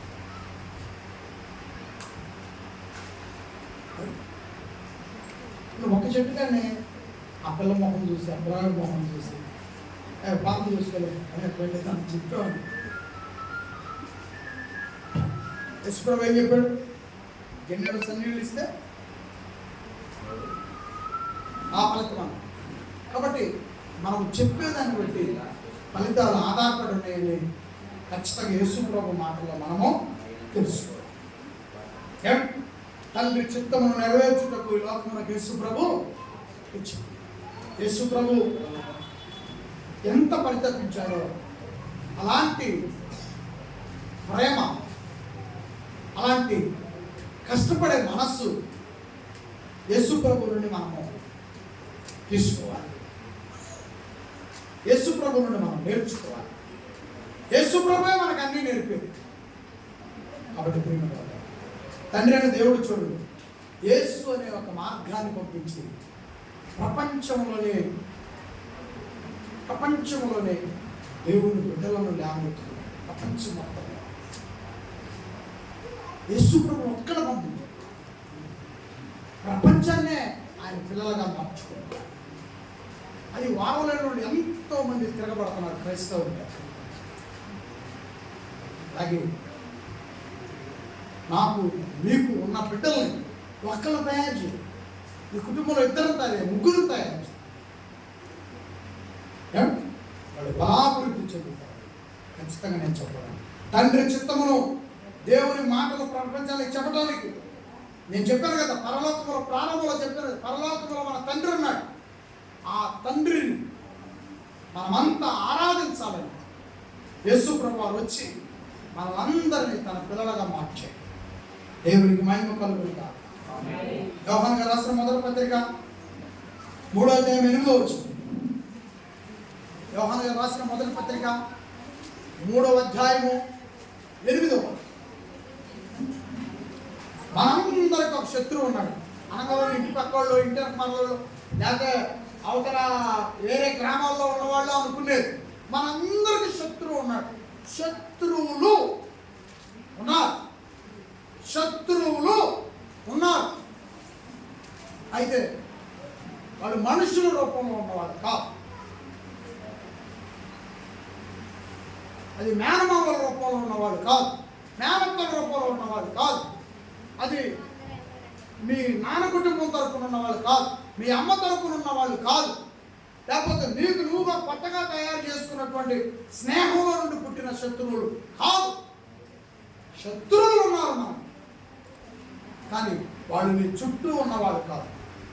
చదువుదాం. ఎవరన్నాడు? అపవాది మొదట నుండి పాపం చేయుచున్నాడు. అపవాది మొదట నుండి పాపము చేయుచున్నాడు కనుక పాపము చేయవాడు అపవాది సంబంధి. అపవాది యొక్క క్రియలను భయపరచుటకే దేవుని కుమారుడు ప్రత్యక్షమాయెను. ఈ లోకమునకు వచ్చెను. అపవాది చెడ్డవాళ్ళగా మారుస్తుంది. మనిషి చెడ్డవాడు కాదు. ఎప్పుడూ కూడా మనిషి చెడ్డవాడు అనుకోవా, నీ వాళ్ళు చెడ్డవాళ్ళు అనుకోవా. అపవాదికి బానిసలైపోవటం వలన వాళ్ళు చెడ్డవారుగా కనపడతారు. అపవాది చెడ్డవాళ్ళగా మారుస్తుంది. వాడి శత్రువు మనకి. ఎఫెసీయులకు రాసిన పత్రిక 10వ అధ్యాయము 6వ వాక్యం ఒకసారి. ఎఫెసీయులకు రాసిన పత్రిక పౌలు గారు ఎఫెసీ సంఘానికి రాశాడు ఒక పత్రిక 6వ అధ్యాయము 10వ వచనం. తుదకు ప్రభు యొక్క మహాశక్తిని బట్టి ఆయన యందు మీరు బలవంతులై ఉండుడి. మీరు అపవాది తంత్రములను ఎదుర్చుటకు శక్తివంతులగునట్లు దేవుడిచ్చు సర్వాంగ కవచమును ధరించుకొనుడి. ఏలైనగా మనము పోరాడున్నది శరీరులతో కాదు, కానీ ప్రధానులతోనూ అధికారులతోనూ ప్రస్తుత అంధకార సంబంధములకు లోకనాథులతోనూ ఆకాశ మండలమందున్న దురాత్మల సమూహముతో మనకి శత్రువులు ఉన్నారు. నేను చెప్పాను కదా, వాళ్ళు మీ నాన్న తరపునో మీ అమ్మ తరపునో నీ కొత్తగా తయారైన బంధుత్వం తరపునో కాదు. మనకు శత్రువులు ఉన్నారు. వాళ్ళు అపవాది సంబంధులు. వాళ్ళు ఆకాశ మండలమందు మనల్ని దెబ్బ కొట్టడానికి తిరుగుతున్నారు. కాబట్టి అలాంటి దెబ్బ కొట్టేవాడి తొక్కుతోలు తీసేవాడే మన ప్రభు అయిన యేసుక్రీస్తు. అపవాది తంత్రములను ఓడించాలంటే అక్షయమైన ఆహారం యొక్క బలమును కలిగి మన క్రైస్తవ జీవితాన్ని కాపాడుకోవాలి. ప్రియమైన వాళ్ళు చెప్పండి ఒకసారి, యేసు ప్రభు ఎందుకు వచ్చాడు ఈ లోకమునకు? చెప్పాలందరూ కూడా. యేసు ప్రభు చెప్పిన పాఠం పేరు చెప్పండి అందరూ. యేసు ప్రభు వారు ఈ లోకమునకు ఎందుకు వచ్చాడు? ఎందుకు వచ్చాడు? పాపులను రక్షించడానికి యేసు ప్రభు ఈ లోకానికి వచ్చాడు. పరిచర్య చేయడానికి ఈ లోకానికి యేసు ప్రభు వచ్చాడు. సువార్తను ప్రకటించడానికి యేసు ప్రభు ఈ లోకానికి, ధర్మశాస్త్రంలో ప్రవక్తలు ముందుగా చెప్పినవి నెరవేర్చడానికి యేసు ప్రభు ఈ లోకానికి. మనం అన్ని జనులము పాపులము ఉన్నప్పుడు మనల్ని కూడా కన్న తండ్రి వద్దకి తీసుకురావటం కోసం ఆయన రక్తముతో శుద్ధి చేసి మనల్ని తండ్రి వద్దకి తీసుకురావటం కోసం వచ్చాడు. యేసు ప్రభు నిత్య జీవము కలుగజేయు అక్షయమైన ఆహారాన్ని ఇవ్వటానికి వచ్చారు. విశ్వాసము నశించిన దానిని, 7వది నశించిన దానిని రక్షించడానికి యేసు ప్రభు ఈ లోకానికే వచ్చాడు. 8వది విశ్వాస మూలముగా అన్ని జనులైన మనల్ని నీతిమంతులుగా చేయటానికి వచ్చాడు. 9వ పాయింట్, తండ్రి అయిన దేవుణ్ణి మనకు పరిచయం చేశాడు. ఒక మాట చెప్పి ముగిస్తాను.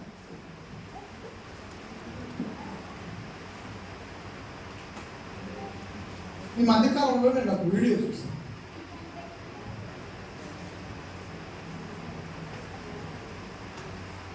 నా నాన్న ఆ పాప పుట్టినప్పుడు వెళ్ళిపోయాడు విదేశాలు. ఆ పాప 10 ఏళ్ళు వచ్చినాయి. ఆ పాపకి 10 సంవత్సరాలు వచ్చినాయి. ఇప్పుడు నేను వస్తున్నా ఇండియాకి అని చెప్పాడు.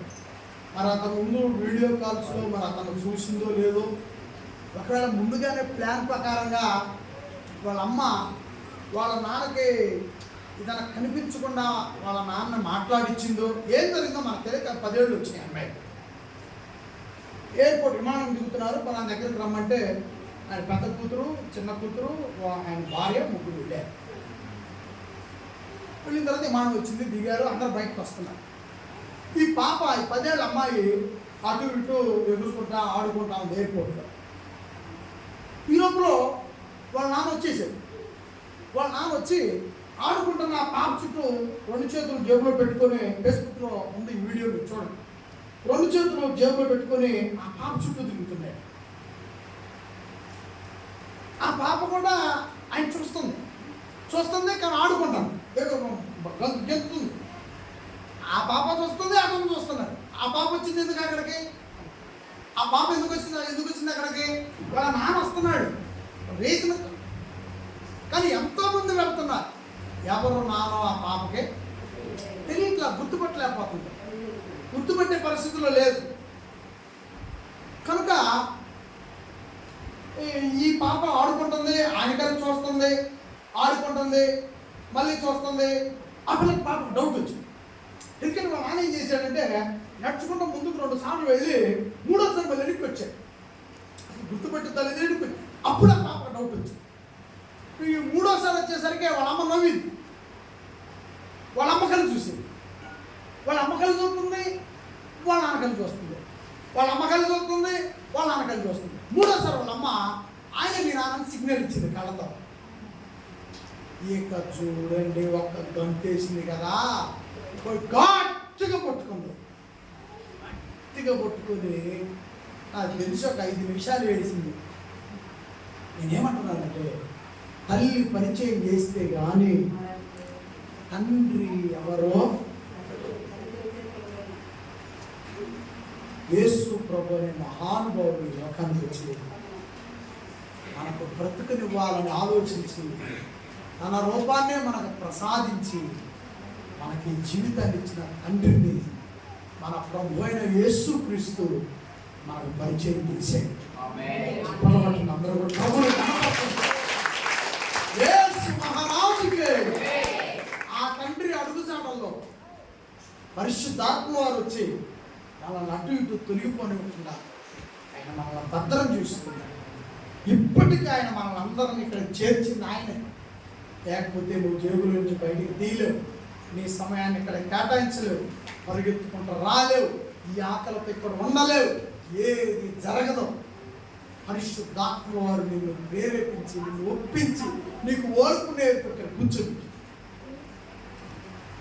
పరిశుద్ధాత్మ వారిని బట్టి తండ్రికి స్తోత్రములో అట్టిగా అందరం కూడా చప్పలు కొడుతూ పరిశుద్ధాత్మ వారిని కనపడుతున్నాం.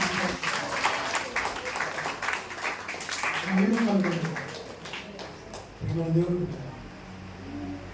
యేసు ప్రభువారు తండ్రిని బయలుపరచడానికి వచ్చాడు, తండ్రి చిత్తమును నెరవేర్చడానికి వచ్చాడు.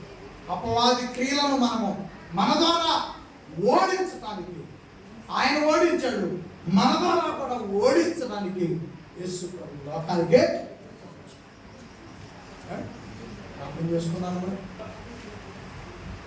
లేచి నిలబడి అందరం కూడా ప్రార్థన చేయాలి.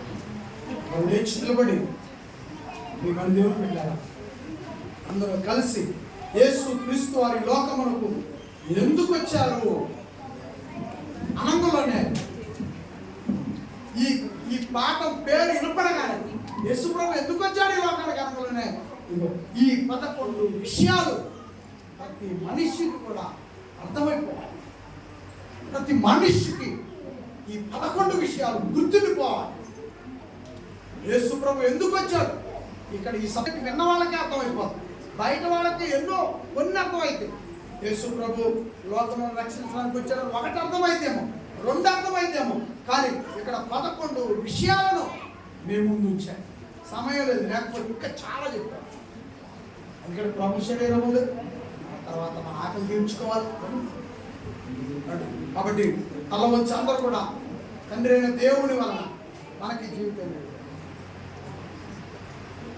యేసు ప్రభు ద్వారా ఇన్ని విషయాలు మనం నేర్చుకోగలం.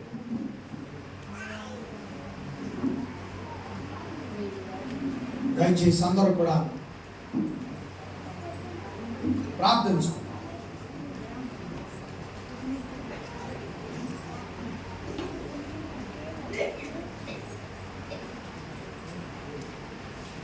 శుద్ధ హృదయం కలుగా చేయుము,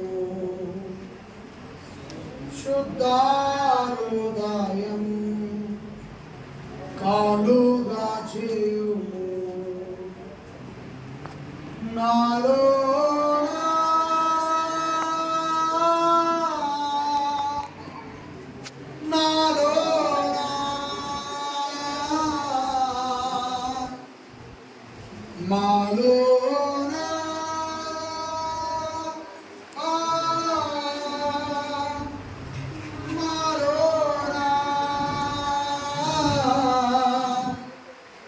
శుద్ధ హృదయం కలుగా చేయుము, శుద్ధ హృదయం కలుగా చేయుము, నీ వాత్సల్యం నీ బాహుల్యం నీ కృపా కనికరము చూపించుము,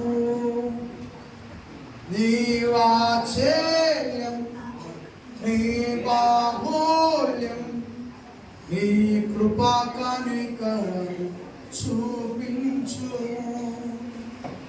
పాపము చేశాను, దోషినై ఉన్నాను, పాపము చేశాను, దోషినై తెలిసి ఉన్నవి నా పాపములే, తెలిసి ఉన్నవి నా దోషములే, నీ సన్నిధిలో నా పాపములే ఒప్పుకుందునయా, నీ సన్నిధిలో నా పాపములే ఒప్పుకుందునయా.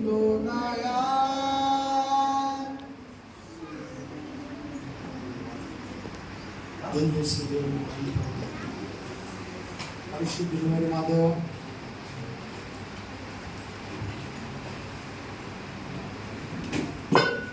మా ప్రభువైన యేసు క్రీస్తు వారి నామమున తండ్రి